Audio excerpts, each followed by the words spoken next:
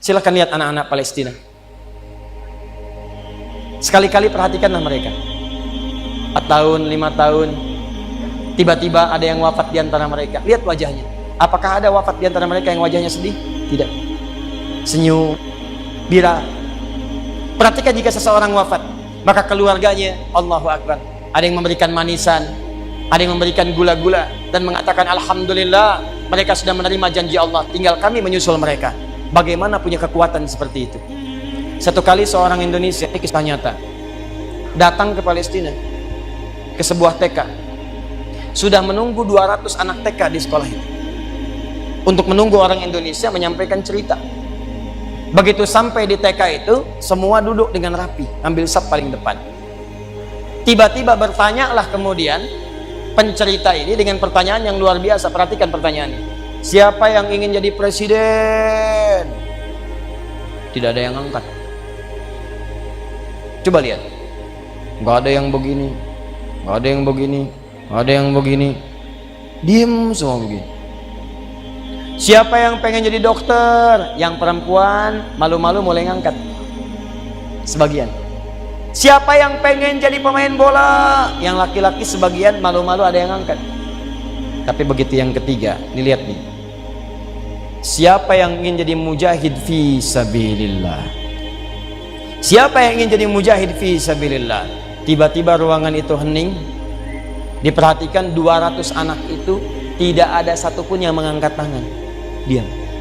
Tapi semuanya bukan mengangkat, tapi mengepalkan tangannya sambil berteriak, nahnu mujahid fi sabilillah, nahnu mujahid fi sabilillah.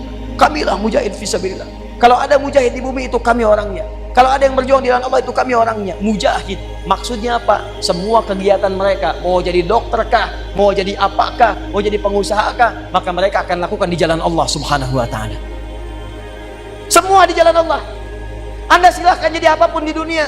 Mau jadi guru, silahkan. Jadi polisi, silahkan. Jadi tentara, silahkan. Jadi presiden, silahkan. Jadi gubernur, silahkan. Pengusaha, silahkan. Pertanyaan saya, pernahkah Anda menjadikan apa yang Anda kerjakan itu karena Allah? Jadi orang tua, iya. Tapi apakah saat mendidik anak Anda kerjakan karena Allah? Ini saya tanya pada ibu, pada bapak sekarang nih. Bapak tuh nyekolahkan anak sekarang, mendidik sekarang, itu karena Allah atau karena ingin anaknya pintar? Anda merawat anak itu karena sayang atau karena Allah? Jika Anda hanya kerjakan untuk urusan dunia, saya sekolahkan anak hanya karena ingin pintar saja, maka ini masih dunia. Jangankan Anda yang beriman, yang belum beriman pun mengerjakan itu. Jika Anda katakan sekarang saya merawat anak saya karena sayang, jangankan Anda yang belum beriman pun, yang non muslim pun merawat anaknya karena sayang. Maka orang ahli akhirat itu begitu tahu dia ingin akhiratnya mulia, berkumpul lagi dengan keluarganya, maka bagaimana caranya? Kata Allah, jadikan semua aktivitas dunia itu sebagai bekal kemudian menuju akhirat. Bagaimana caranya? Niatkan untuk kepentingan akhirat. Begitu Anda niatkan, maka semua dilakukan di jalan Allah. Semua yang dikerjakan di jalan Allah disebut dengan fi sabilillah. Maka berubahlah namanya dari sekedar kegiatan bahasa Arab yang disebut dengan amal. Begitu dikerjakan karena Allah fi sabilillah, maka berubah namanya menjadi sholih. Sholih itu segala yang dikerjakan karena Allah Subhanahu wa taala. Maka berubah namanya menjadi amal sholih. Kalau banyak yang dikerjakan, cari nafkah karena Allah, makan karena Allah, minum karena Allah, semua karena Allah dikerjakan, maka jamaknya solihat, amilus solihat. Perhatikan, ketika Allah menyebutkan kalimat surga pertama dalam Al-Quran, Al-Baqarah ayat 25, paling kanan sebelah atas, maka bekal pertamanya tidak ada yang lain. Wabashshiril ladzina amanu wa amilus solihat anna lakum jannatin tajri min tahtihal anhar. Berikan kabar kepada orang yang beriman, kata Allah, kalau kalian pengen masuk surga, pengen ke akhirat, silahkan. Saya berikan kamu senang di dunia, kamu juga senang di akhirat. Jangan sampai dunianya sengsara, akhirat senang. Atau maaf, dunianya senang, akhirat sengsara. Allah menginginkan dunianya senang, akhiratnya senang. Dua-duanya, dunia senang, akhirat senang. Bukan salah satu, dunia senang, akhirat tidak. Atau akhirat nestapa, dunia senang, tidak.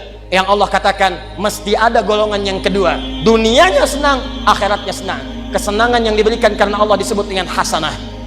Maka dunianya hasanah, akhiratnya hasanah. Maka muncullah kemudian klasifikasi nomor 2, ayat 201. Quran surah kedua ayat 201, paling kanan sebelah bawah. Wa minhum may yaqulu rabbana atina fid dunya hasanah wa fil akhirati hasanah wa qina adzabannar. Inilah apa yang harus kita petakan untuk sampai pada golongan yang kedua ini. Jadi dunianya sukses, akhiratnya bahagia. Dunia hasanah, akhirat hasanah. Untuk mencapai itu, maka petanya adalah, kita masuk pada inti bahasannya. Petanya, jadikan semua pekerjaan kita dari bangun tidur sampai tidur lagi sebagai amal soleh. Itu intinya.